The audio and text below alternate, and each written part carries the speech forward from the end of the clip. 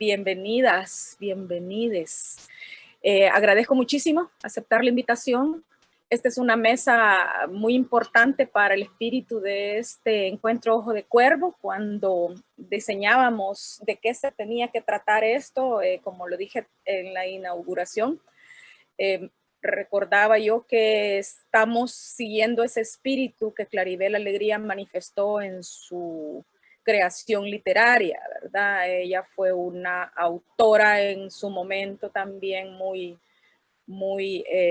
contestataria del estado de cosas, ¿verdad? Sabemos que fue una de las primeras que trabaja el testimonio como autoras latinoamericanas.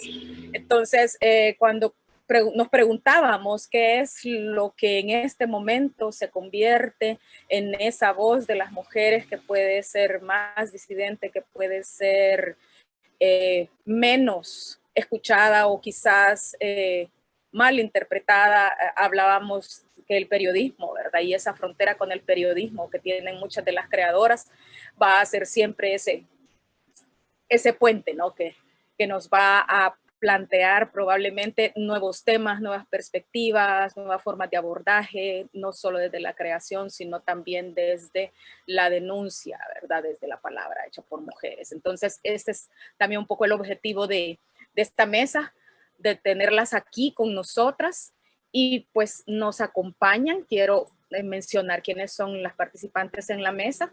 Tenemos a Alejandra Gutiérrez, de Agencia Ocote, a Alejandra Vega, de Colectiva Volcánicas, a Mónica Campos, de Gato Encerrado, ella trabaja también, igual que Carmen Molina Tamacas, como periodistas independientes. Tenemos a Noé Vázquez, de Casi Literal. Y teníamos de invitada a nuestra amiga de la Alaraca, pero ella se ha sentido mal y se ha disculpado con nosotros porque la teníamos en los programas iniciales. Así que yo quisiera darles la palabra. Les pedimos al inicio que nos mandaran cuál iban a ser, pues, digamos, la base de sus reflexiones. Yo por acá las tengo. Yo quisiera dejarlas hablar y después, a partir de las notas que ustedes nos compartieron, retomar, ¿verdad? Cuestiones en las que todas coinciden y puntos de vista que me ha parecido sumamente interesante desde donde cada una de ustedes está mostrándonos perspectivas de la realidad de las mujeres en Centroamérica que quizás en cada país tiene gradientes diferentes, ¿verdad? Estas ópticas. Que bienvenidas. Me gustaría comenzar según el orden que tenemos acá en nuestro programa con... Perdón, soy igual yo que Silvia, ya me perdió la lista, las dos listas, con Alejandra Gutiérrez, de Agencia Ocote. Hola, muy buenas tardes. Un gran gusto compartir con ustedes. Muchísimas gracias por la invitación. Un placer podernos encontrar aquí y charlar, ¿no? Me parece súper importante estas conversaciones regionales en las que podamos compartir ideas y entonces también muy interesada en escuchar cuáles son sus visiones. Y entonces lanzaré solo algunas ideas y creo que luego iremos haciendo otros nudos a la conversación. Una de las preguntas disparadoras era cómo nos han representado, cómo nos ven, ¿no? Desde fuera a las mujeres. Y a mí me parece que una de las grandes, digamos, de los grandes vacíos o de los errores en la representación de las mujeres, primero es la negación de la voz o de los espacios de emisión de la voz en muchos casos, aunque luego desarrollaré un poco sobre esas luchas y resistencias por ocupar determinados espacios. Pero otra que me parece muy importante es la de la negación de la diversidad de las mujeres en la región y en Centroamérica. Pareciera que la mujer centroamericana es una y no podemos negar todas esas diversidades de mujeres indígenas, de las diversidades sexuales, de las mujeres afrodescendientes, de las mujeres urbanas y de las mujeres de las zonas rurales e incluso también de cada uno de los países, ¿no? Entonces me parece como bien importante, aunque sí concebir, que me parece riquísimo concebirnos como una fuerza unida que ojalá lo seamos o lo fuéramos, pero sí también distinguir esas diversidades porque cada una de esas tiene realidades que es muy importante que se representen, ¿no? Y entonces en el caso del periodismo, yo sí creo que tiene, hablo desde el periodismo pues por ser periodista desde hace muchos años y editora también, pero creo que es de grandes vacíos sobre lo que se cuenta sobre las mujeres, sobre las voces de las mujeres en los mismos medios y sobre las mujeres también como fuentes de información. Entonces hay como muchos estudios, que solo mencionaré, digamos, uno de los que me parece a mí más revelador y que no es una cuestión únicamente de Centroamérica, es una cuestión del mundo, que es la participación de las mujeres en la toma de decisiones adentro de los medios de comunicación. Entonces hay una cifra que siempre se repite, que puede tener variaciones, pero es el 70% de periodistas, digamos, de reporteras, son mujeres, el 70% en una redacción, y el 30% hombres. Y luego en las direcciones se revierte esa cifra y el 70% de los directores o editores son hombres y el 30% son mujeres. ¿Qué significa esto? Que en los puestos de dirección, en la posición de agenda, en la posición de cómo vamos a enfocar las temáticas, pues hay una mayoría de hombres tomando decisiones sobre estas coberturas, sobre las formas, e incluso algo que yo también cuestiono mucho sobre las dinámicas dentro de las mismas redacciones en los medios de comunicación. Luego las fuentes de información también, que tampoco de pronto voy a decir obviedades, pero que sabemos que se consulta muchísimos hombres referentes en cuestiones de ciencia, en cuestiones de política, etcétera, etcétera, y se deja de lado en muchos casos la participación de mujeres. Tengo que decir a favor de, para que no suene todo negativo, que habemos medios, y pues aquí estamos algunas hablando en ese nombre, pues que nos tomamos en serio el cuestionarnos esas dinámicas de los medios y que procuramos que haya liderazgos y tomas de decisión en las direcciones, que haya una participación igualitaria también equitativa en cuestiones salariales y en cuestiones de derechos laborales, por supuesto.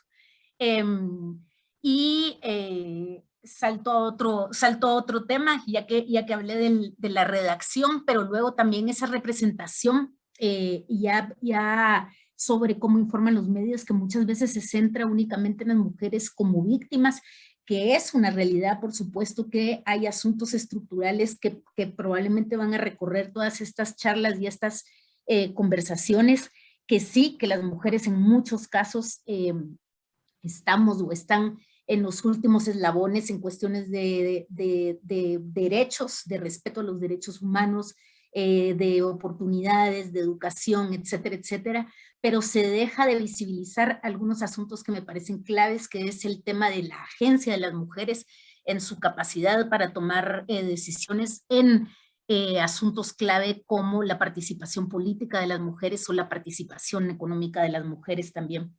Y luego así solo dejando así de último, que a mí me parece que es muy interesante el rescatar esas posiciones, digamos, y esa forma de participación de las mujeres, a pesar de la oposición de todo un sistema, ¿no?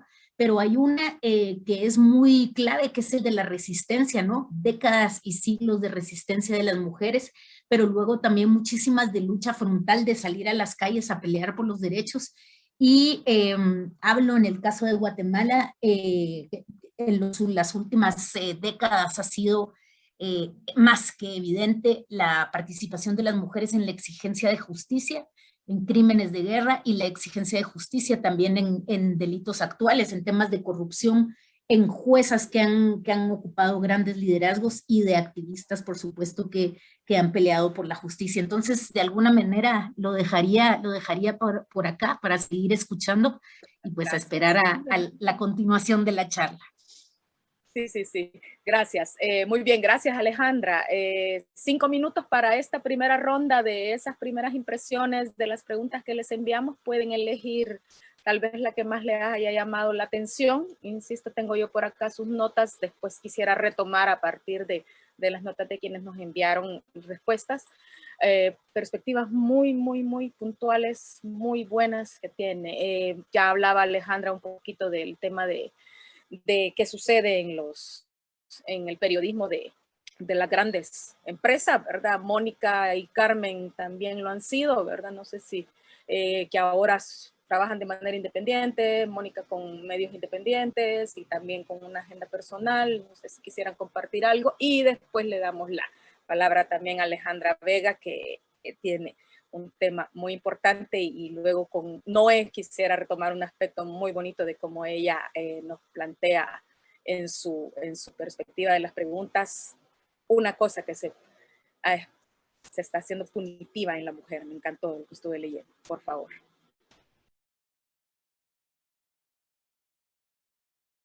Vamos con Mónica. Ok. Bueno, buenas tardes a todas y todos. Un gusto acompañarles en este espacio en el que estoy compartiendo con personas a las que admiro mucho. De verdad, muchas gracias. Lo que decía Alejandra realmente me ha hecho clic en algunas ideas que quisiera compartir, que tal vez no tienen mucho que ver con los apuntes que envié, pero que creo que son importantes. Y remite mi reflexión un poco y casi que directamente al nombre de esta mesa o de este panel, activismos y feminismos. Cuando yo recibí la invitación me puse a pensar, realmente puedo yo como periodista hablar desde los activismos, y lo hablábamos con otras compañeras que también son periodistas feministas, unas colegas de revista La Brújula, con quienes compartimos ideas y pensamientos desde la ética feminista y periodística. Y realmente es que hay una discusión en El Salvador sobre eso de ser periodista y feminista, y es una discusión muy fuerte, y es una discusión que puede de alguna manera herir susceptibilidades, y es que en este país asumirse periodista y feminista tiene un costo, y es un costo que se refleja a nivel profesional, se refleja a nivel de credibilidad, podemos decirlo de alguna manera, porque se nos hace pensar o se nos hace ver que no podemos tener una visión, ellos, y me refiero a los hombres que están en contra de esto, dicen parcializada, pero ¿qué es realmente la objetividad? Entonces, esta discusión la hemos tenido nosotras en los círculos de periodistas feministas, y hemos llegado a la conclusión de que no decir que estamos de acuerdo en algo es realmente mentir, y decir que la objetividad en el periodismo es absoluta también es una mentira. Si no vemos a los periódicos tradicionales decir que son objetivos cuando defienden intereses específicos. Lo que decía Alejandra sobre las posiciones de poder en los medios de comunicación, en el caso de El Salvador, es bastante representativo, creo yo, de las cifras que ella decía. O sea, realmente los hombres son los que tienen el poder, incluso en medios independientes. Sí es cierto que hay más inclusión de mujeres en las redacciones, pero realmente el poder es algo que no es cuantificable. El poder es algo que se ejerce de una manera cualitativa y que algunas veces está muy poco dibujado en un organigrama. No sé si se entiende lo que yo estoy queriendo decir. De ahí es que yo realmente apoyo, o me parece súper bien cada vez que nace una nueva revista feminista, un nuevo proyecto con ética feminista, como por ejemplo Agencia Ocote, que conozco el trabajo de Agencia Ocote, Alaraca, Revista La Brújula, y nuevos espacios que están dándonos a las mujeres que nos asumimos abiertamente feministas la posibilidad de hacer periodismo. ¿Por qué? Porque nuestro enfoque va a ser absolutamente diferente, incluso el de las mujeres que no son feministas. Y este es un hecho y es una realidad, porque no solo la teoría de género en sí misma hace que el contenido no sea revictimizante. ¿Por qué? Porque este contenido va a pasar luego a ojos de un editor. Y a mí me han dicho en redacciones, un ejemplo, lo voy a poner, es un ejemplo feo, pero creo que es ilustrativo. Hablando de mujeres trans, por ejemplo, es un tema delicado, es un tema que requiere la expertise y requiere la sensibilidad. Y me han preguntado directamente, mira, yo no entiendo esto porque, y si es un hombre, ¿por qué quiere estar con mujeres? Y es una cosa como, venís como una persona joven a educar de alguna manera a tu editora, y eso no gusta en las redacciones. Entonces, de esa manera también se van deshilando las costuras, como dicen ustedes. se van reconfigurando, digamos, los conocimientos. Y si los editores y editoras, las personas de poder, están en la actitud de aprender y recibirlo de una buena manera, pues se camina.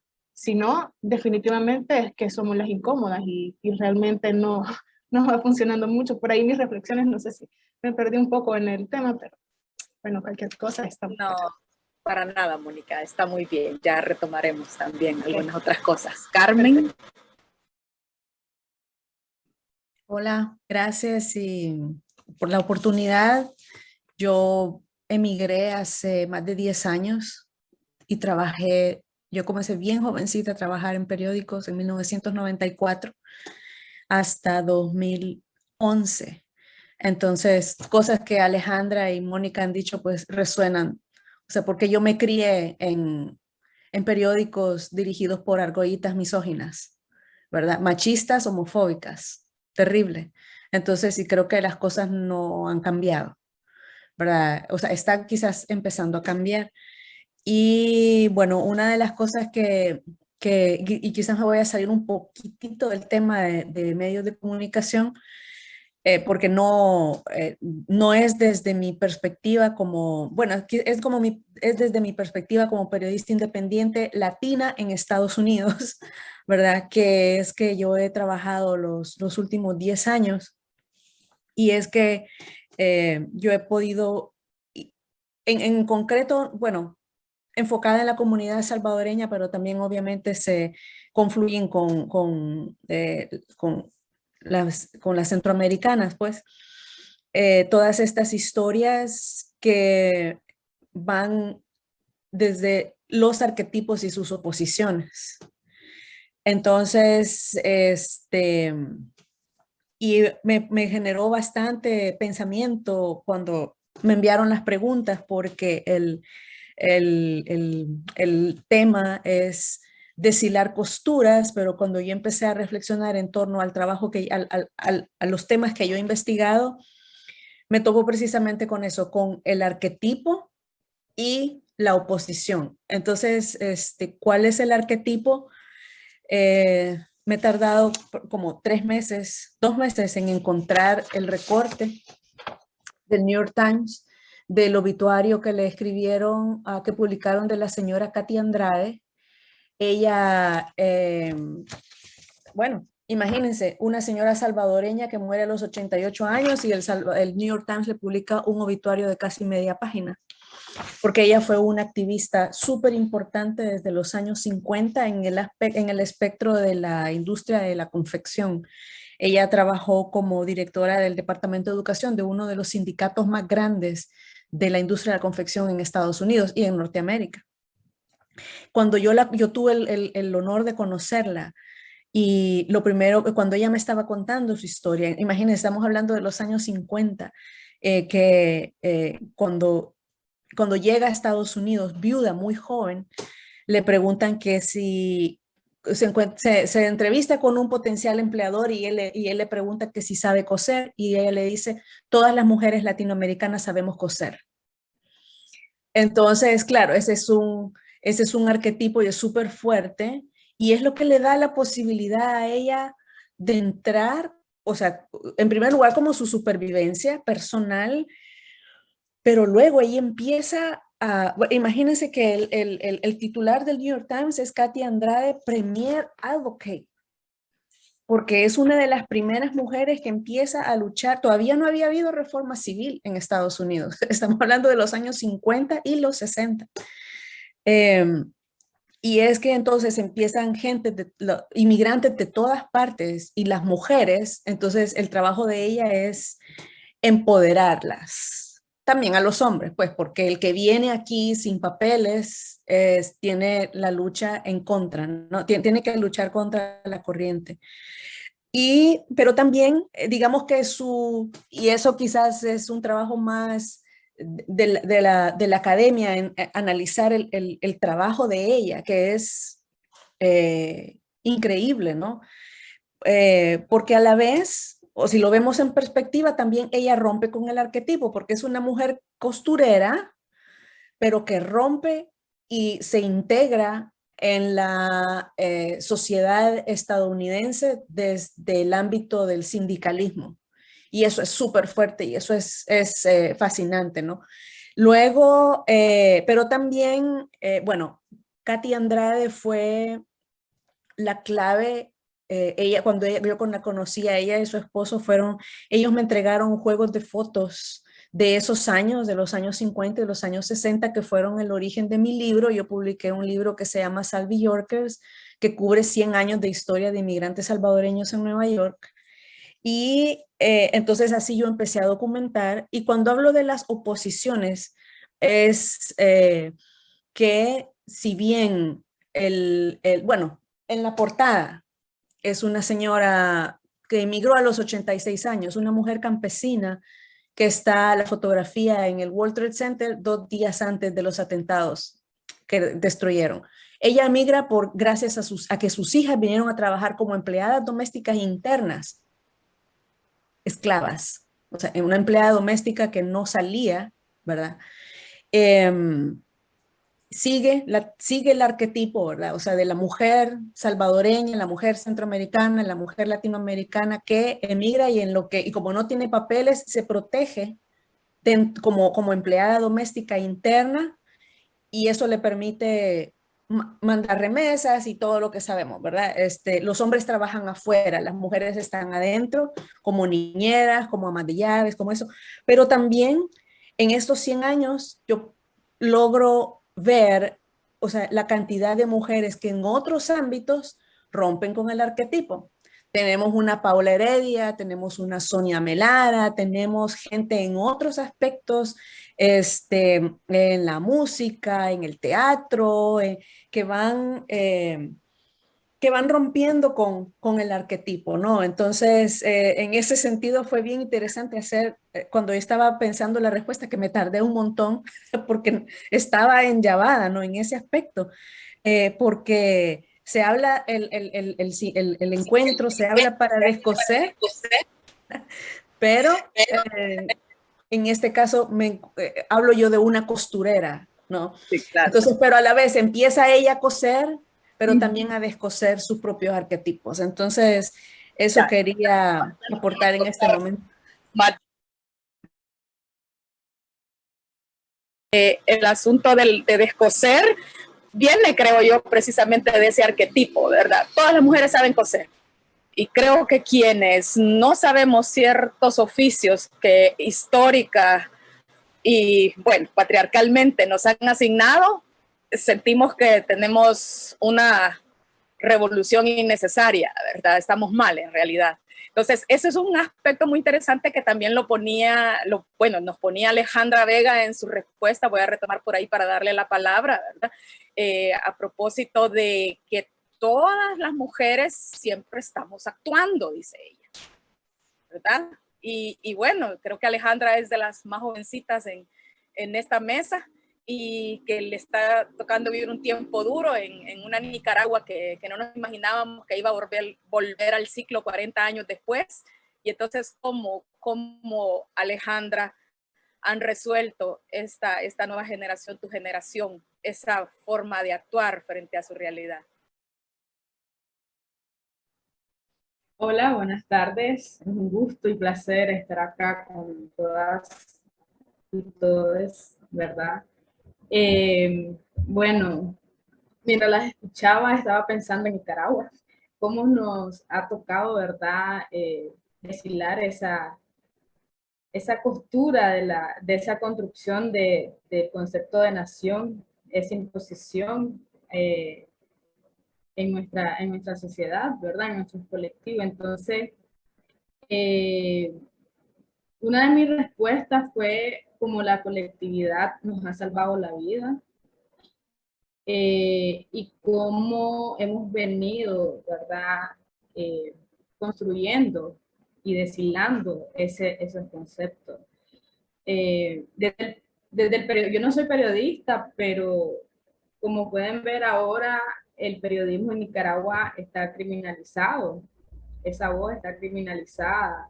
La dictadura versus los medios de comunicación en Nicaragua siempre ha lo han vulnerabilizado. Entonces, ese derecho a la información pública y la privación de los medios de comunicación hasta el secuestro de la literatura. La desesperanza de Nicaragua, podríamos decir, pero acá desde el exilio yo les puedo comentar que la colectividad y la unidad de nosotras, tanto en el territorio como fuera, hemos venido creando espacio para nosotras mismas y para las otras mujeres que nos salvan la vida, como les decía, de esos sistemas de poderes patriarcales que nos expulsan solo por hablar. Entonces, yo puedo ver, ¿verdad?, desde mi posición, tanto como mi experiencia con Nicaragua, que ha sido un poco dolorosa, a pesar de que sí tengo como conceptos bonitos de qué es Nicaragua y también conceptos dolorosos, cómo me ha transmitido, cómo me ha construido esta nación, esta idea del Estado como una herencia también colonial, ¿verdad? Aparte que soy de una ciudad colonial, que es Granada. Cómo el exilio también me ha permitido, cómo estar fuera de esa nación, me ha permitido conocerla más desde la colectividad, desde esa deshilación de costura, o cómo conocer esa fragmentación de ese tejido de la memoria, de nuestro colectivo, de nuestra sociedad, pues.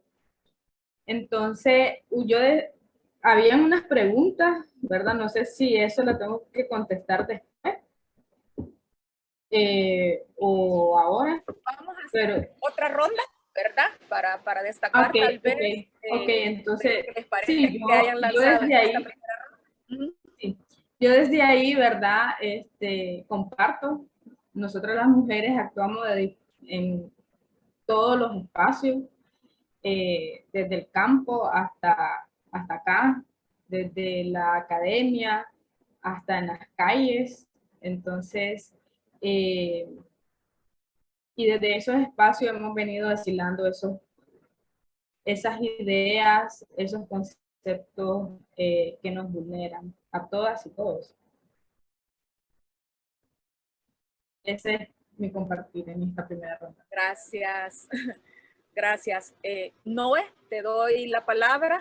Una de las cuestiones que me llamó más la atención es la premisa desde la que nos compartiste tus ideas. Quiero citar textualmente para darte la palabra.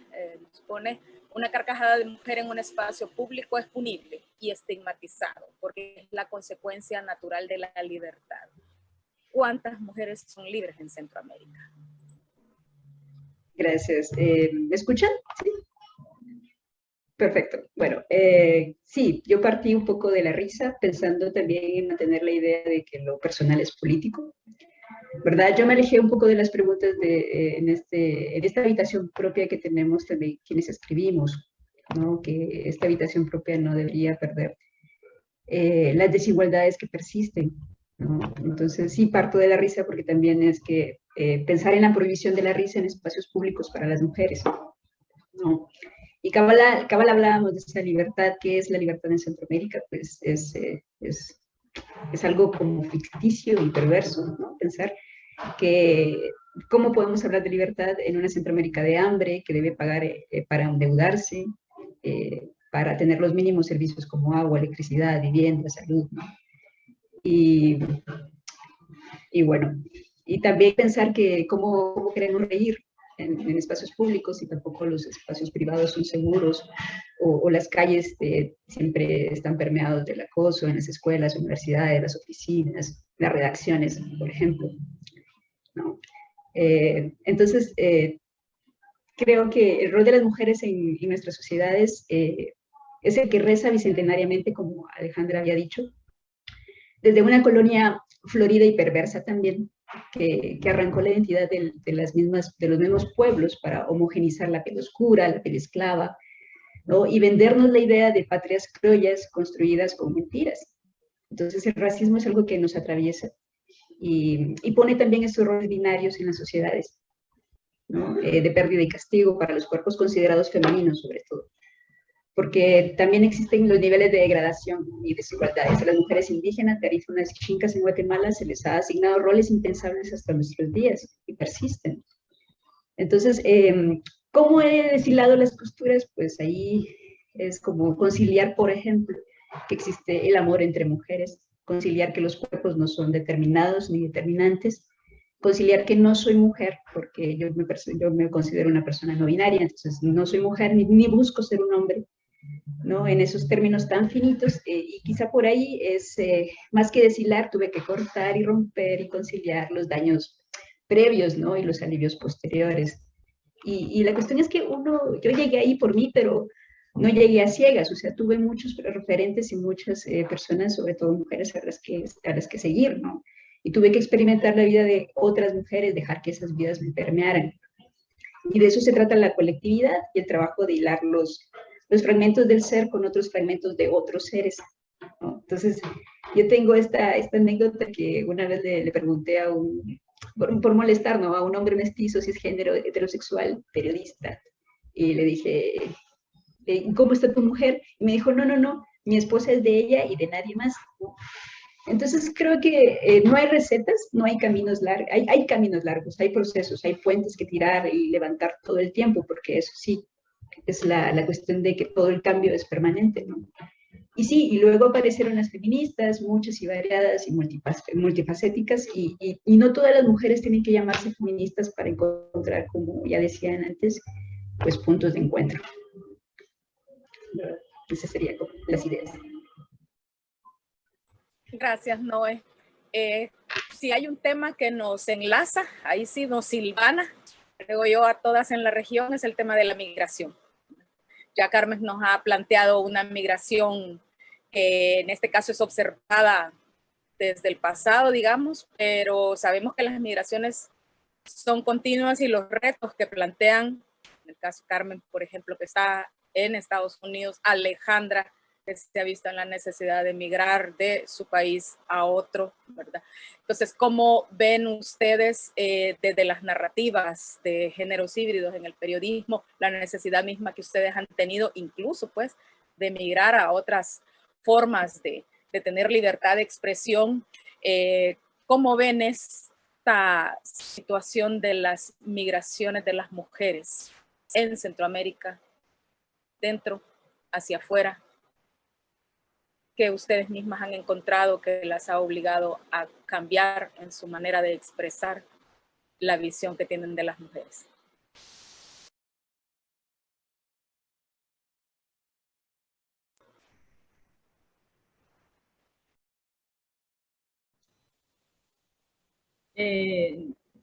¿Puedo hablar yo? No.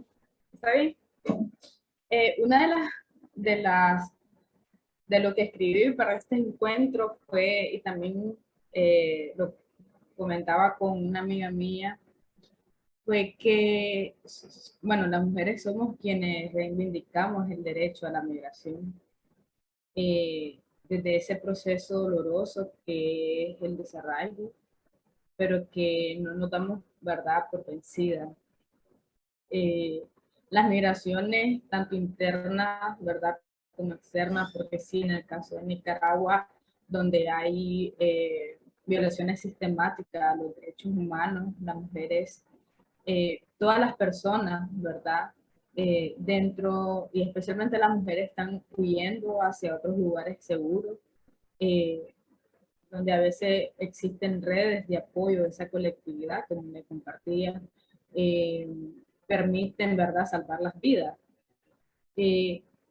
Pero veo una migración desde la región que cada vez se pone más grave por los sistemas políticos que tenemos, que tanto esa negociación también con otros países donde tienen poderes sobre nosotras y sobre nosotros.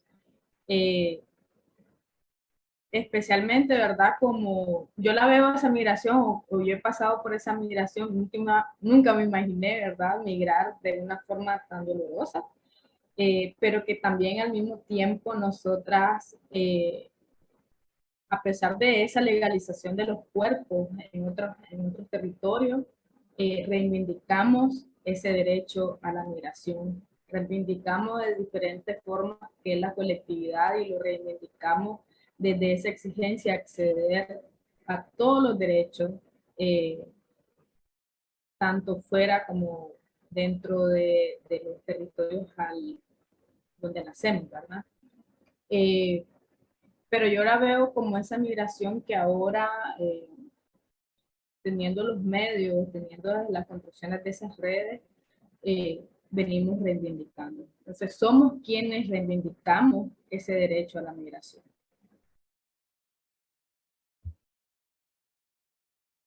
Gracias, Alejandra. ¿No es también una manera de encontrar nuevas plataformas para su propia voz, otra forma de migrar, diríamos, de poder expresarse, de buscar esa libertad que menciona Noé?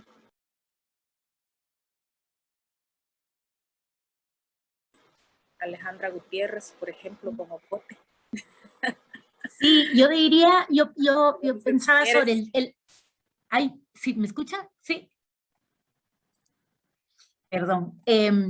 No, que digamos desde el periodismo, uno de los temas más complejos para cubrir, para contar, narrar, es el de la migración. O sea, podría parecer que es el de la violencia, el del narco, el de etcétera, pero el de la migración tiene una complejidad muy grande porque es un fenómeno líquido que se mueve, inacible. Entonces, contar esas historias es súper complicado porque está pues en movimiento, en migración, ¿no?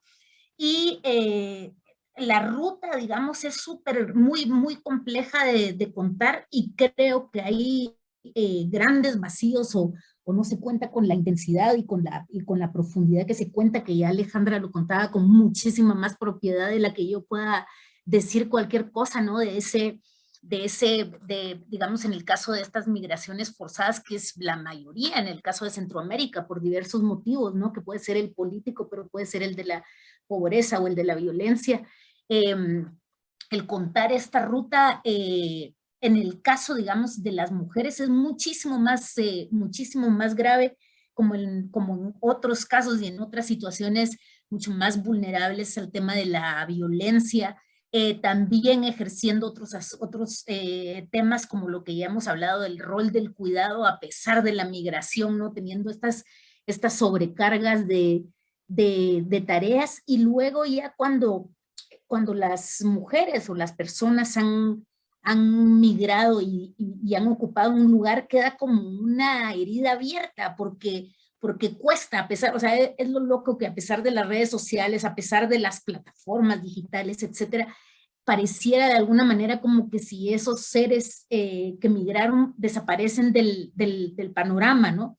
Entonces, yo he hecho muchísimo de menos, por supuesto que hay esfuerzos grandísimos, pero he hecho de menos esas voces de las personas que migraron escuchadas en los propios países, ¿no? Creo que tenemos una tarea que es un reto y un desafío de tender esos puentes hacia los espacios de migración, porque sin duda hay muchísimas lecciones, sin duda hay muchísimo todavía por contar, desde el periodismo, contar cómo son esas situaciones de las personas migrantes en cuestiones de trabajo, en cuestiones de derechos legales, etcétera. Entonces, eso, o sea, es un enorme reto que, digamos, se explica de alguna manera por las dificultades básicamente económicas, porque se requiere viajar, se requiere encontrar otras rutas para contarlo, pero eso diría yo es una necesidad de tender puentes y reconocer también esas referencias, ¿no? Las referencias de las personas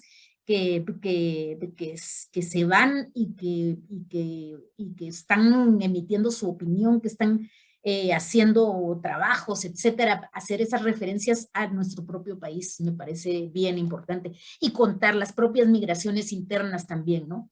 En el caso de Guatemala, y creo que sucede también en los otros países, las migraciones de de las zonas rurales, especialmente a la capital o a otras zonas urbanas, también contar esas condiciones que en muchos casos es de la marginalización total. Entonces, muy pendientes esas tareas de la cobertura. Sí, los géneros híbridos del periodismo quizás nos permiten más esa especie de libertad, la podríamos llamar, ¿verdad?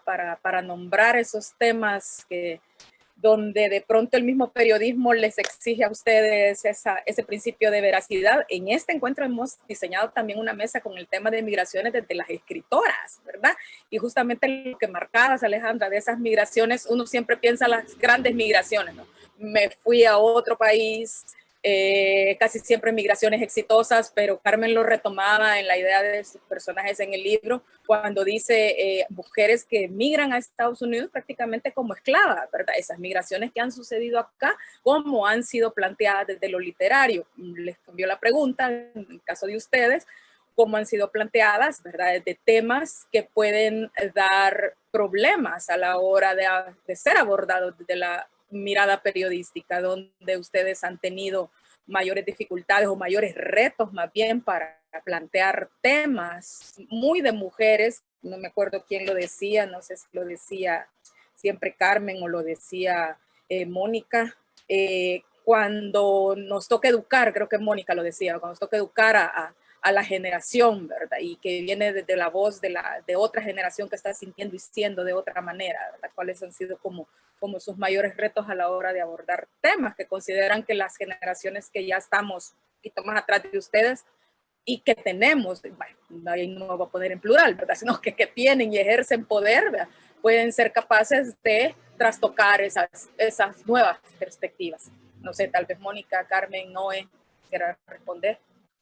Hola, sí, tal vez para hacer un puente con esto de las migraciones y la violencia de género, y con lo que hablábamos un poco anteriormente, con lo que ya planteaba en un inicio Alejandra Gutiérrez, definitivamente el tema de violencia contra las mujeres y la población LGBT en las redacciones es un tema que se mira como un tema accesorio, que cuando se trata porque o hay financiamiento o hay un proyecto al cual nos vamos a subir. ¿Cuál es la importancia en este contexto de hablar de violencia de género desde el periodismo, desde una mirada adecuada con la relevancia que esto tiene? Pues yo les voy a decir, tengo 6 años de ser periodista y los últimos 3 los he dedicado por elección propia a hacer periodismo con enfoque de género, porque yo dije basta ya de estar haciendo subrepresentadas y con todos nuestros problemas, ¿verdad? Entonces, una decisión profesional, personal. Este tema que ha sido visto de una manera accesoria, de que para la fecha del marzo de la conmemoración de hagamos un tema, o que para noviembre de la no violencia hagamos un tema, para mí realmente ha cobrado mucha más relevancia en el sentido noticioso, podemos decir tradicional, en el momento en el que yo empiezo a hilar temas con temas, o sea, temas de violencia de género, con temas más grandes como desplazamiento forzado y migración. En 19, perdón, yo hice con Comcavis Trans una exposición sobre desplazamiento forzado. Visitamos a 20 sobrevivientes de violencia de género, la mayoría mujeres trans, la mayoría en situación de desplazamiento, mujeres que estaban escondidas en una situación no solo precaria, sino que las ponía en una situación de salud mental de verdad súper riesgosa, pues, porque eran mujeres que en cualquier momento sabían que podían llegar por ellas. Todas estas mujeres en algún punto entran a un programa que se llama PTA, que las organizaciones realizan junto con ACNUR para que estas mujeres puedan salir de alguna manera del país. Esto ya trastoca el puente de la migración. Vemos cómo se va hilvanando el hecho de que violencia de género pasa a desplazamiento forzado y desplazamiento forzado pasa a ser migración. En marzo de este año de 2021, tuve la oportunidad de estar en la frontera sur de Estados Unidos, cubriendo para la revista en la que trabajo, pero también para otro proyecto, el tema de migración, tanto de mujeres trans que ya estaban establecidas en la ciudad de Houston, como el repunte de familias que llegaron a la frontera sur. No sé si se recuerdan que hubo un gran repunte de niños y de menores, perdón, no acompañados, ese es el término adecuado, de menores no acompañados que estaban cruzando la frontera. y que todo eso los republicanos lo estaban llevando al discurso de que era por las políticas más flexibles de Biden. Bueno, luego viene Kamala Harris y dice en Guatemala precisamente no vengan hacia acá. En este contexto lo importante de señalar acá, creo yo, aparte de la gran vulneración a la niñez, es la gran vulnerabilidad en la que las madres se deciden de hacer ese recorrido, sobre todo de pasar una frontera tan difícil, con garantías de vida de verdad muy, muy precarias, es decir, ellas tienen que hacer préstamos, ellas pagan para cruzar, y luego el choque cultural que implicaría para estas mujeres conseguirse o sea, procurarse de sus propios medios una vida, digámoslo, vivible o digna en Estados Unidos. En ese recorrido, bueno, desde el río hasta donde estaba la patrulla fronteriza, me encontré a 4 mujeres, que esa foto la publicamos en una galería en Gato Encerrado, guatemaltecas, indígenas, que venían con sus bebés amarrados en la espalda. Yo les hablé así como, hola, miren, realmente fue un poco, ¿cómo les diré? Incómodo, porque uno no quiere ir a preguntarle, mire, a la gente, ¿y ustedes por qué están aquí, verdad? Porque es una situación bien, bien difícil, pero definitivamente es nuestro trabajo. Las mujeres me hablaron, pero les costaba porque ellas hablaban mam, que es uno de los idiomas de los pueblos originarios en Guatemala.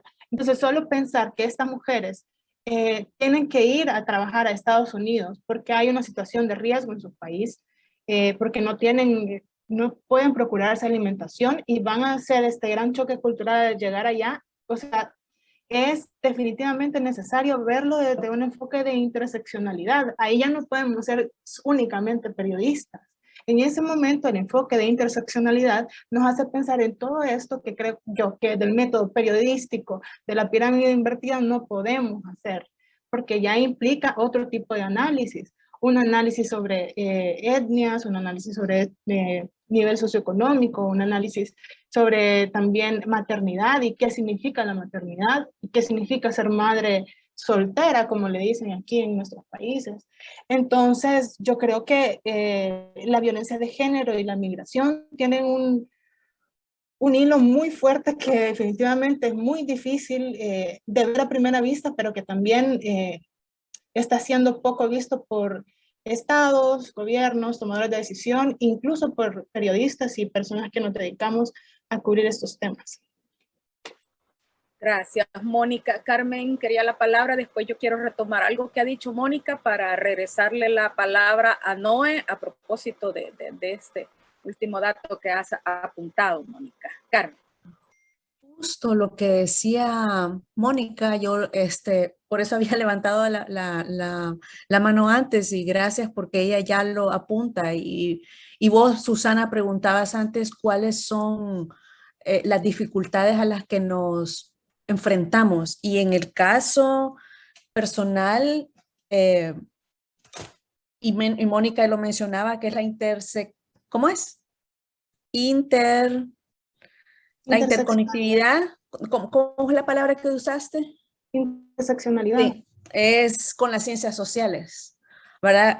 No sé si, porque no lo tengo a la mano, este es el libro, no sé si ustedes lo conocen, Sacrificando Familias, de la socióloga salvadoreña Lacey Ábrego, que es de la Universidad de California. La versión en español fue publicada por la Universidad Evangélica, y si se fijan bien en el dibujo, es un dibujo que es una pintura que la hizo la mamá de Lacey, que representa las 3 generaciones de su familia de mujeres que, la abuela emigró y dejó a la mamá de Lacey. Luego la mamá de Lacey emigra y deja a sus hijas.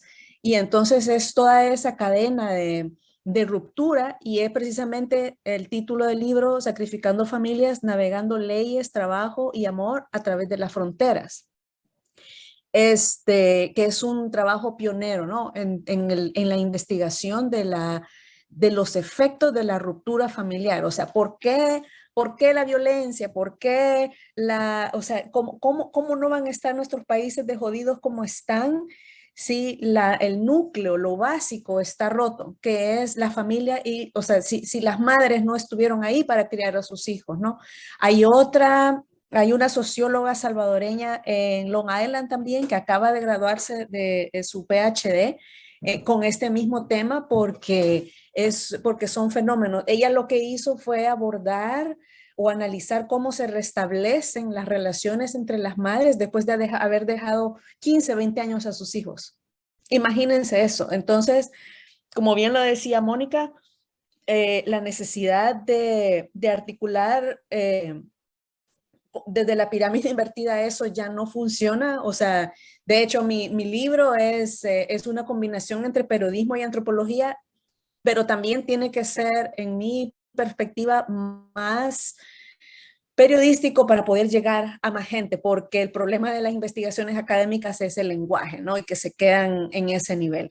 Entonces, creo que ese es sumamente importante porque los equipos tienen que ser multidisciplinarios.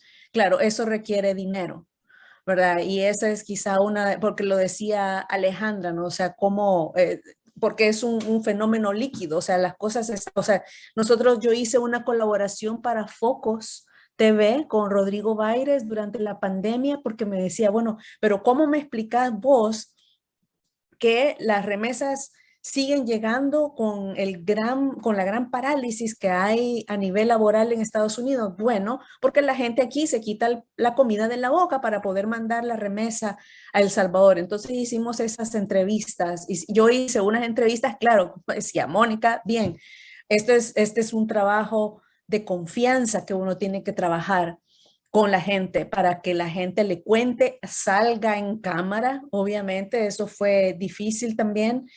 Y bueno, esos son de los grandes retos para nos, digamos que para escribir no es tanto, pero para otros ahora, o sea, los consumidores de noticias, con suerte que tenemos público, ¿no? Es desde las plataformas transmedia, ¿no? O sea, donde va incluido el podcast, las videonotas, o sea, ya escribir es lo básico de lo básico, ¿verdad? Entonces, se plantea como un reto en torno a los recursos que se deben de contar para poder, o de la cinematografía, por ejemplo, hay varios documentales que han salido recientemente sobre mujeres trans, este fenómeno de las mujeres trans que han emigrado porque la violencia es imparable y es atroz, que han logrado cruzar y como lo decía Mónica, o sea, puchica, lograron cruzar, pero ¿y entonces cómo se adaptan? Yo tuve esa vivencia con señoras, con mujeres, porque cuando yo vivía en Brooklyn, bueno, Brooklyn es como todo el mundo en una ciudad, porque hay inmigrantes de todas partes del mundo.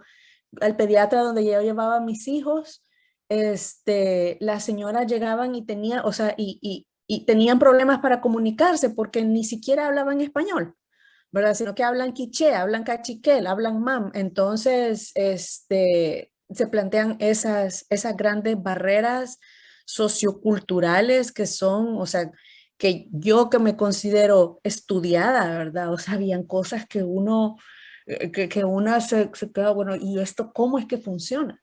Y simplemente funciona por el nivel de desesperación y necesidad que hay.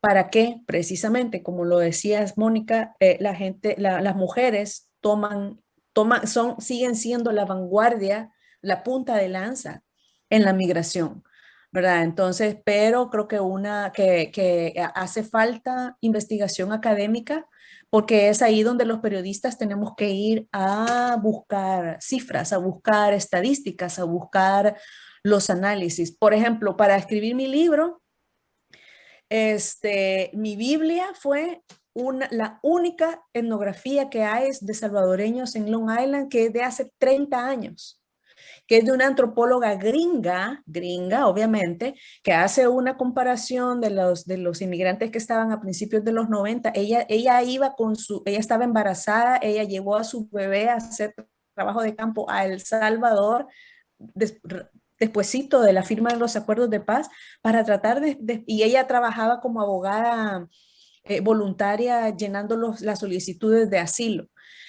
Entonces, y ella me dice, porque logré hablar con ella, me dice, pero lamentablemente los grandes problemas siguen ahí, ¿verdad? O sea, siguen ahí los problemas de la negación, al asilo político, los grandes problemas que enfrentan las poblaciones inmigrantes y los salvadoreños sigue ahí. O sea, es como un círculo, ¿no?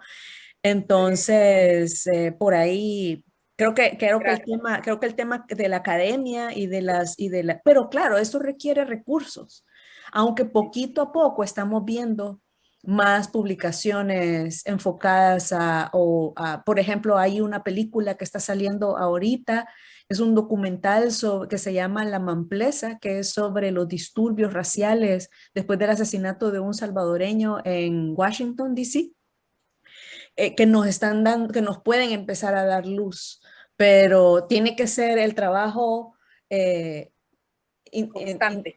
Y articulado. Te robo la palabra porque nos falta en esta ronda, ya vamos a compartir los comentarios, tenemos ya comentarios de quienes nos acompañan en esta mesa, y algo que ambas han mencionado y que Noé trae en sus notas a propósito de ese gran término que durante 200 años, pues creo que todavía sigue permeándonos, que es el mestizaje, ¿verdad? Ella nos dice, ¿verdad? Se arrancó la identidad de los pueblos para homogeneizar la piel oscura, la piel esclava y vendernos patrias criollas construidas con mentiras.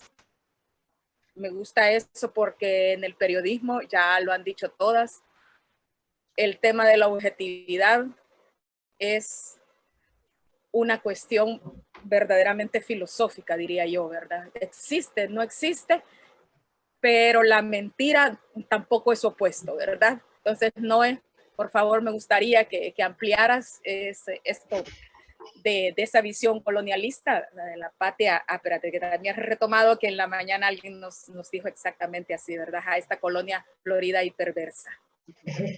Sí, no, y yo quiero también, para ampliar este tema, algo que dijo Alejandra Gutiérrez de cómo representan los medios a las mujeres y siguen siendo víctimas, ¿no? Pero ¿qué pasaría si los medios representan a las mujeres con todas sus multitareas, en vez de esconder toda la capacidad que las mujeres tienen de organización, de andamiajes, de cuidado, incluso hasta casi de salvar a otros grupos que necesitan el apoyo, ¿no? De estas redes que las mujeres saben hacer perfectamente, ¿no? De este hilado entre recursos, porque a veces también decimos, sí, falta recursos de todo tipo, pero siempre han faltado, ¿no? Pero las mujeres siempre han estado a la cabeza de muchos de los movimientos, ¿no? En Guatemala tenemos a mujeres encabezando movimientos de búsqueda de desaparecidos durante la guerra, que fue también lo que ustedes mencionaban, Carmen mencionaba sobre el tejido roto de las familias. O sea, en Centroamérica tenemos tejidos rotos desde la guerra, que no se han podido subsanar, ¿no? Y que la justicia no ha llegado a esos casos, pues fueron las mujeres las que empezaron a plantarse en frente de dictadores preguntando dónde están, por ejemplo, ¿no? Pero, por ejemplo, también sé que en los movimientos de inmigración hay muchos grupos que están también encabezados por mujeres que dan ese apoyo que necesitan las comunidades que llegan, ¿no? Creo que eso es algo que debería también rescatar el periodismo, la literatura, todo lo que se escribe, todas las nuevas plataformas que se están usando para comunicar, contar lo que nunca se cuenta, y esa es la otra parte, ¿no? O sea, el 50% o más del 50% de la población humana son mujeres, ¿no? Y se piensa que no existen, que no se nombran o que no son capaces de hacer mil cosas. Y las mujeres tienen esta capacidad de multitareas para meterse en proyectos. O sea, ¿cuántas mujeres yo conozco que aparte de tener sus empleos, están teniendo actividades políticas, de escritura, por sus propios medios? O sea, también yo sí considero que la investigación es importante. Yo sí considero que tener fondos para tener vidas dignas también es muy importante, ¿no? Pero las mujeres han sabido hacerlo durante años, sin recursos, a veces es simplemente la misma esperanza que las mueve, pero es un movimiento fuerte, o sea, creo que lo que logran las mujeres unidas, porque también hay que reconocer, o sea, el trabajo individual es muy, hay que decirlo y hay que nombrarlo, pero el trabajo colectivo es por donde tenemos que guiarnos, ¿no? Y eso lo tienen muy marcado los pueblos de estas tierras, que en la colectividad es donde ellos tienen la fuerza. Entonces creo que lo dejaría por ahí. Sí, tenía la tentación de preguntarte a medio camino de lo que comenzabas a hablar, esa jerarquía de los temas, que creo que Alejandra Gutiérrez lo mencionaba. Hay temas todavía quizás en el mismo imaginario de estas colectivas de periodistas que dentro de ustedes, les pregunto ya como pregunta final, luego voy a los comentarios y abrimos las preguntas para quienes nos acompañan. Hay temas que todavía se siguen considerando como no importantes de las agendas y que quizás nosotros mismos las silenciamos, como que decía Noé, por ejemplo, ¿de qué hablamos cuando hablamos de las mujeres en el periodismo? ¿Cuál es el tema de trascendencia? Que ya no sean todos estos temas que también se ven atravesados fuertemente por los hilos patriarcales de la política, la economía y de la visión patriarcal de las sociedades. No sé, cerramos con esto. Me gustaría escuchar a Alejandra, Noé también, ¿verdad? Y las demás, por favor, Alejandra Vega también, que habla un poquito menos. Me lanzo así rápidamente, sin duda, o sea, yo creo que hay muchísimos temas que de pronto, Mónica me parece que lo decía, en estos días clave, ay listo, hablemos un poco de violencia y hablemos de tal, pero hay, o sea, los temas son transversales, la participación de las mujeres ya como dicen, no son transversales, ¿no? En la participación política, etcétera, y entonces no se cuenta con la profundidad, no se cuenta con la insistencia, le llamaría yo. Dos temas que me parecen bien importantes, bueno, el de la participación política, pero el de la participación económica, el de las mujeres empresarias, el de las mujeres moviendo la economía, también no se habla de eso. Si ven las páginas de economía, siguen siendo los hombres los que las ocupan. Y eso también me parece bien importante y bien relevante, digamos, que a veces pareciera que el tema del dinero es una mala palabra, pero también, o sea, también sabemos el poder en el sistema capitalista que tiene y está borrado. Aquí, por ejemplo, en Guatemala, en las grandes cúpulas empresariales no hay mujeres y eso no se discute. Salen la gremial de industrias, de comercio y tal, no hay mujeres nunca. Y entonces me parece que ese es un tema que es bien importante seguir como insistiendo y poniendo la lupa porque pues por ahí se mueve todo, ¿no? Y luego otro tema que continúa siendo muy, muy tabú y que creo que hay que, o sea, sin el creo, estoy convencida que hay que seguir trabajando, es el de los derechos sexuales y reproductivos, llegando al tema más complejo, que es el del aborto.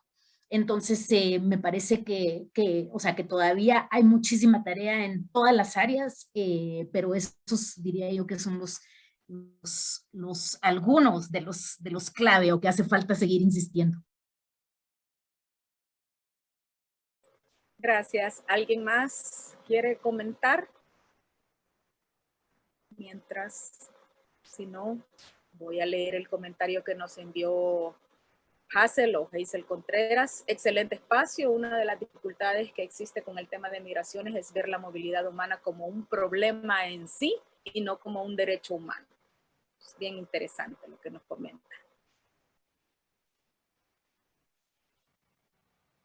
Luego tenemos dos comentarios de Magda, los voy a leer seguidos. El periodismo es una actividad vital, especialmente si es independiente y crítico. ¿Se ha pensado en la posibilidad de enlazar su trabajo con otras colegas y actuar en red?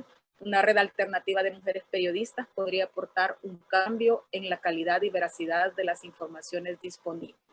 Para Centroamérica sería muy valioso, nos dice en su primer comentario.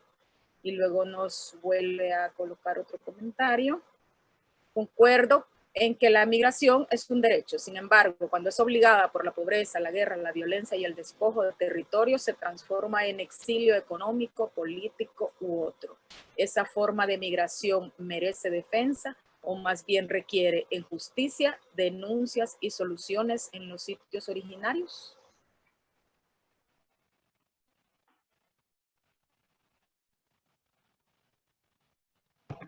Yo quería hacer un comentario en ese aspecto, ¿no? A veces también olvidamos que estamos imbuidos y imbuidas en un sistema capitalista, como lo dijo Alejandra, ¿no? Donde el dinero es la prioridad número uno. Y cuando lo dejamos de ver como algo macro,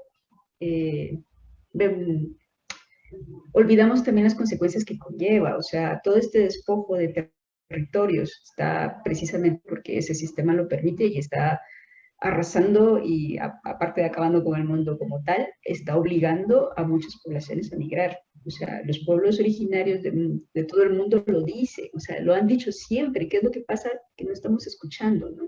O sea, y quería retomar la idea que tenía Alejandra Gutiérrez sobre, es cierto, no hay mujeres en puestos de economía, pues precisamente porque el sistema capitalista es un patriarcado, ¿no? Y así funciona, y así genera ese supuesto éxito y ese supuesto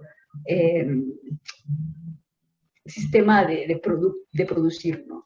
Entonces creo que ahí también tendríamos que volver no solo al pasado para recorrer el camino que otros y otras han tenido, sino también escuchar a los que nunca hemos puesto atención, pero resulta que son los más afectados y los que siempre se están moviendo y que vienen de nuestros pueblos originarios. O sea, ellos tienen muchas respuestas, pero tampoco los estamos escuchando, pero ¿por qué?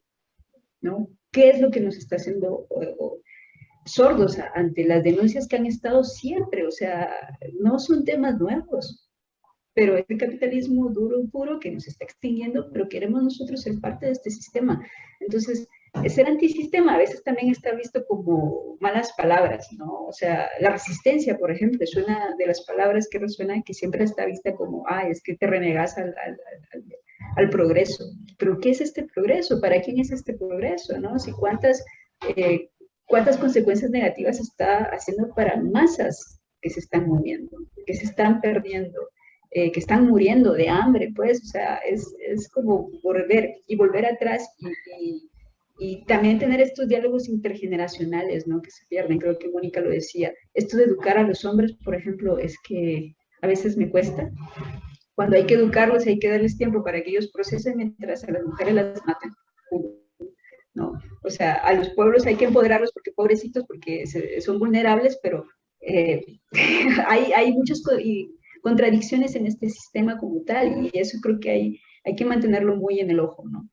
Entonces, creo que lo dejaría por ahí, porque también es que el periodismo y todo lo que se escribe está siempre dentro de este sistema. ¿Cómo podríamos imaginarnos algo distinto? ¿Verdad? Gracias, ahí lo no. dejo. Hay un comentario de Marianela Sáenz Mora de Costa Rica, y con esto me gustaría que Alejandra Vega nos hablara, porque ella es de las que nos planteó ese concepto ante las preguntas. Dice, desde la propuesta de la colectividad se podría invitar a grupos de mujeres que trabajen en las áreas económicas.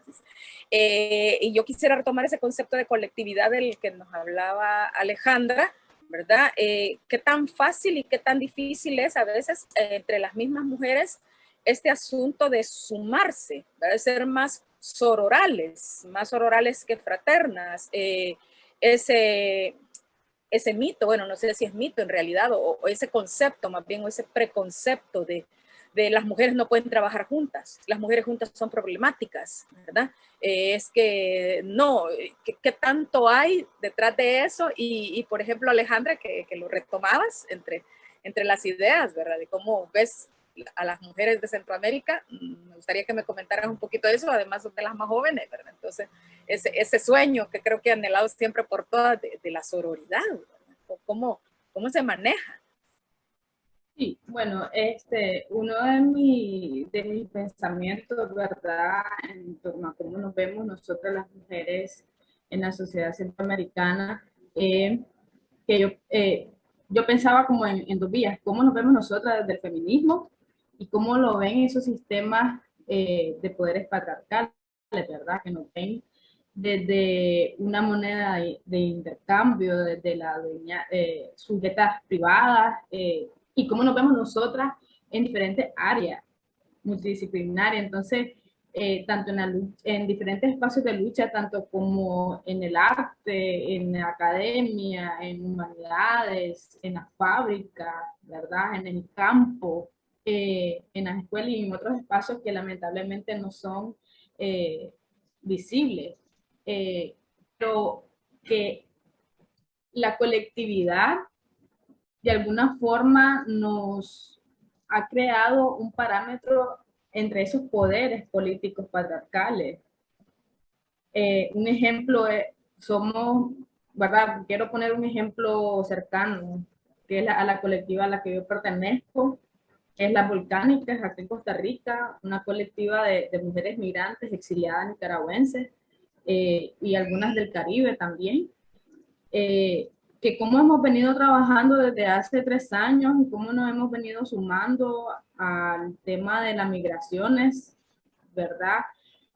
Y cómo hemos venido fortaleciendo también esta red a través de la información, a través de la comunicación.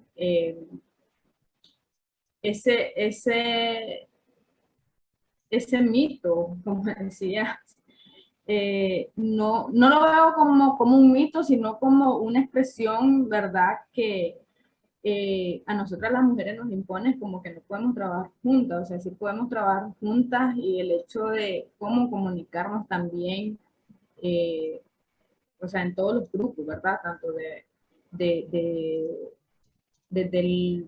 los espacios de hombres, ¿verdad?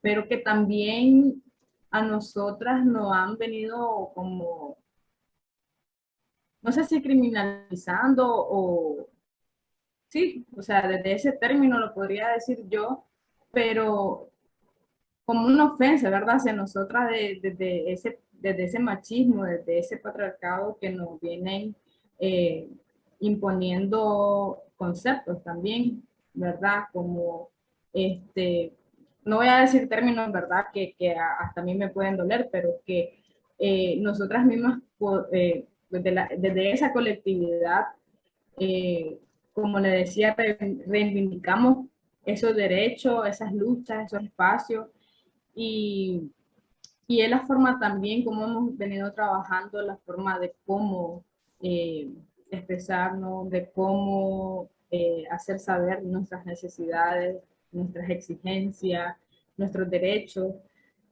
Por ejemplo, en esta colectiva en la que pertenecemos, en la que pertenezco, trabajamos desde los derechos de las personas y especialmente de las mujeres migrantes y solicitantes de refugio acá en Costa Rica, y cómo esta información desde la investigación, desde los análisis y las entrevistas, podemos darle o podemos compartir entre nosotras estos derechos, ¿verdad? Entonces, ahorita, por ejemplo, tenemos una campaña del proceso, la solicitud de refugio en Costa Rica, y, o sea, hay mucho desconocimiento, o sea, porque sí hay organizaciones que trabajan en este tema, pero a veces no falta más como explicar a fondo cada paso. Entonces, creo que estos espacios, esta colectividad, de alguna forma nos ayudan, o sea, aportan, ¿verdad?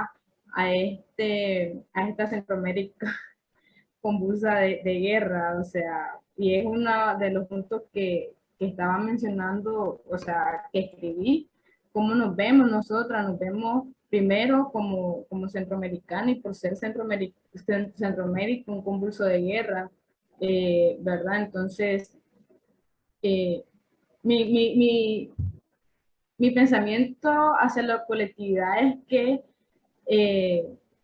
la colectividad nos salva, la colectividad y nos crea, ¿verdad?, espacio, el feminismo desde la colectividad crea espacio seguro para nosotras. Gracias, Alejandra. Sí, tiene que ser así. Creo que también, bueno, el lenguaje mismo, ¿no? Que es también constructor de realidades. Aquí Cecilia Morales nos hace un comentario muy interesante. Dice, hay un artista en El Salvador que incluye esta frase en una de sus pinturas: no aparecemos muertas, nos matan. Lo anterior le vale ser apartado de un concurso convocado por el Ministerio de Cultura. Y se relaciona este caso con la manera de los enfoques desde el periodismo y cómo un titular revictimiza y oculta los verdaderos problemas de violencia. El periodismo feminista en El Salvador es cuesta arriba, como dice Mónica Campos, a veces hasta en medios llamados independientes hay una gran resistencia al nombrar a las mujeres, aún después de ser asesinadas y violentadas. Nos dice Silvia Guzmán, de las organizadoras, Pensando en la metáfora de Noé al principio, de que ella no deshiló, sino que arrancó y cortó costuras. Y partiendo de que deshilar es un proceso metódico y reflexivo, y arrancar y cortar es decisivo y radical, ¿qué piensan de claves pueden existir entre las mujeres centroamericanas para buscar procesos de deconstrucción que nos permitan precisamente reflexionar, investigar y escribir como lo planteaban? También Alejandra nos ha dejado ese periodismo colaborativo, un ejemplo del periodismo colaborativo, ¿verdad? Muchas gracias. Y luego Miriam Rivera Hopkinson dice, pienso que nuestros países centroamericanos serían progresistas si gobernaran las mujeres. Las mujeres debemos involucrarnos más en la política. Premisas importantes que sabemos cuánto nos cuesta. Bueno, ya retomaré la pregunta porque teníamos pregunta en uno de los comentarios. Marianela Sáenz Mora nos vuelve a decir, nos condicionan eso que se reza de que no podemos trabajar juntas. ¿Qué hacemos para romper eso? Bueno, creo que esa pregunta está relacionada con lo que nos dice Silvia, ¿verdad? Que cómo podemos existir las centroamericanas para buscar procesos de deconstrucción. Desde su experiencia, nos quedan 7 minutos más o menos para poder tener unos para despedir la mesa. Uno de Magda Zavala y cierro. Otro detalle que ya ha abordado ya desde el feminismo sobre las mujeres en los puestos de poder. Las mujeres ahí situadas suelen actuar, salvo excepciones, como hombres. Copian los papeles e incluso se transforman en represoras o persecutoras de otras mujeres. Ese es un grave problema sin solución todavía. ¿Qué solución verían ustedes? Creo que podemos hacer el combo ahí de preguntas de cómo deconstruirnos, deshilarnos, rompernos y volvernos a construir en la metáfora de Noé. Les dejo la palabra. ¿Cómo hacer otro tipo de conciencia? Por favor. Es un tema bastante complejo, creo yo, que pasa por recursos, pasa por organizaciones, pasa por un montón. Yo lo he vivido en carne propia, soy solita, ¿verdad?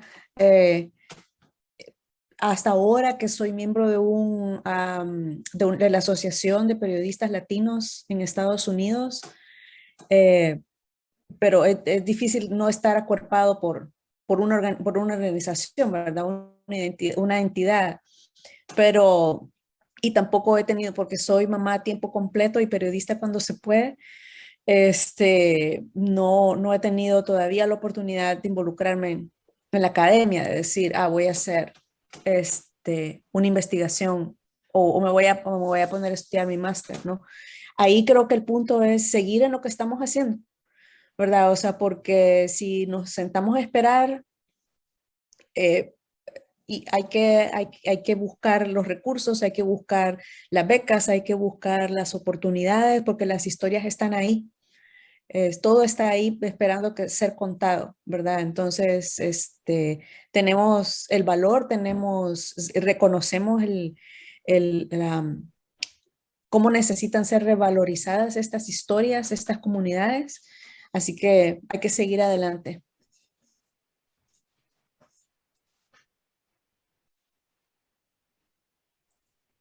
Gracias, Carmen. ¿Alguien más? Sí, yo solo rápida, perdón, Susana, yo comentar si me parece como esa mirada positiva al hecho de que en el caso del periodismo sí que hay muchas iniciativas, pensando en Centroamérica, de mujeres periodistas creando redes de medios que son dirigidos por mujeres o que tienen a mujeres periodistas, así como Mónica trabajando y que son así como la hormiguita que está dentro de los medios moviendo eso, muchos trabajos colaborativos. Entonces yo más bien apelaría a la ciudadanía y a quienes están fuera de los medios a que cuestionen a los medios, ¿no? Sobre sus dinámicas en torno a cómo abordan las temáticas de mujeres.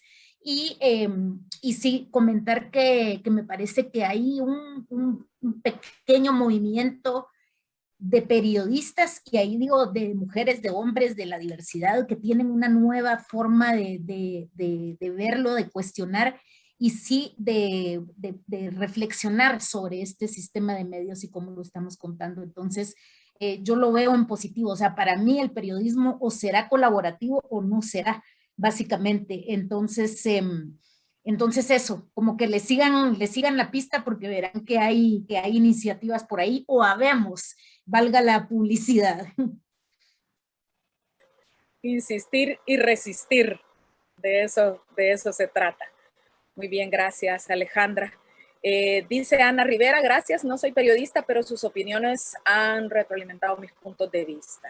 Muchísimas gracias, realmente han sido voces muy importantes para reflexionar. Grandes mujeres, ustedes están transformando, insistiendo. Sé de algunas personalmente lo que eso implica, ¿verdad? Lo que sacrificamos. Y creo que eso es también parte de los retos, ¿no? Que no siempre salen a la luz con las cosas y que de pronto fácilmente se puede decir, pero dele, sígale. No, es que no es tan fácil, ¿verdad? Tenemos la tenacidad, pero como que siempre vamos como el salmón, ¿verdad? Como las salmonas, ¿verdad? Batallando ahí por llegar a desahogar. Quisiera darle la palabra a Tania Pleites de RIMAC, de Otro Modo de Ser, también de esta organización, para cerrar esta segunda mesa del encuentro Ojo de Cuerpo. Gracias Susana, y gracias a todas por tan excelentes intervenciones. Creo que ha sido un diálogo enriquecedor. A mí también me ha interpelado, he aprendido mucho. Y bueno, simplemente pues decirles que este espacio ha sido creado precisamente para eso, para que periodistas, académicas, escritoras, todas estas aristas que forman el pensamiento de las mujeres, pues podamos seguir conversando. Yo creo que ahí lo dijeron todas, ¿no? Cómo podemos retroalimentarnos.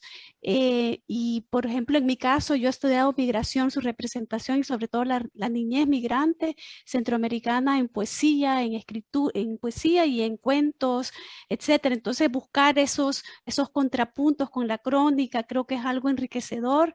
Y simplemente quería decir eso, que creo que para mí la experiencia de crear RIMAC es también una experiencia de hacer trabajo comunitario, ¿verdad? Es decir, también es unirme, porque yo he estado mucho tiempo sola, haciendo el trabajo académico sola, en la biblioteca, sí, haciendo entrevistas, pero siempre sola. Alguna persona tal vez me leía, pero es algo muy, muy frustrante publicar artículos que posiblemente crees que nadie va a leer, porque quedan ahí en una revista, ¿verdad? Entonces, yo creo que es muy importante que la parte académica, o sea, digamos, los estudios académicos, el periodismo, la dramaturgia, digamos, desde el ejercicio de la creación, quiero decir, ¿no?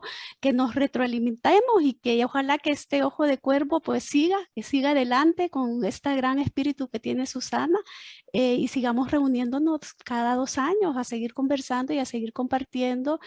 Y quizás podríamos crear un sitio donde poder ir compartiendo nuestras investigaciones para que nos vayamos leyendo. Las mujeres nos tenemos que ir leyendo y seguir conversando de diversas disciplinas. Entonces yo dejaría eso como un punto final, una propuesta de crear un lugar, un sitio web o nuestro propio sitio web, lo ponemos a la orden si quieren, para que tengamos un lugar donde vayamos compartiendo lo que están haciendo todas ustedes. Es riquísimo todo lo que están haciendo. Conozco el trabajo de Brújula, es excelente, desde lo de colonial, es algo impresionante también lo que están haciendo, mucha resistencia. Entonces, bueno, estoy muy emocionada, solo quería decir eso y agradecerles, han sido geniales. Y nada, que cerraríamos nuestro primer día del encuentro con estas reflexiones, ¿no, Susana? Así es, Tania, muchas gracias. La revolución será feminista o no será. Siéntanse periodistas animadas desde la base de conocimiento de la realidad que tienen a refundar géneros. Por eso nos interesan estas mesas acá, porque con la capacidad que el periodismo otorga para manejar la palabra, creo que el otro pasito es ese de esa resistencia. Y le gustó, dice a Ruth Cubillo, ¿verdad? La idea de ser salmonas, pues seamos salmonas, tenemos que continuar, ¿verdad? Muchas gracias, dice Alejandra Gutiérrez, qué gran iniciativa, gracias a vos por aceptar, por estar acá. Gracias a cada una por habernos acompañado, invitadas, invitades, invitados, como les digo, es mi revolución lingüística. Invitadis me gusta más, para que continuemos en este ojo de cuervo. Un abrazo, gracias por estar.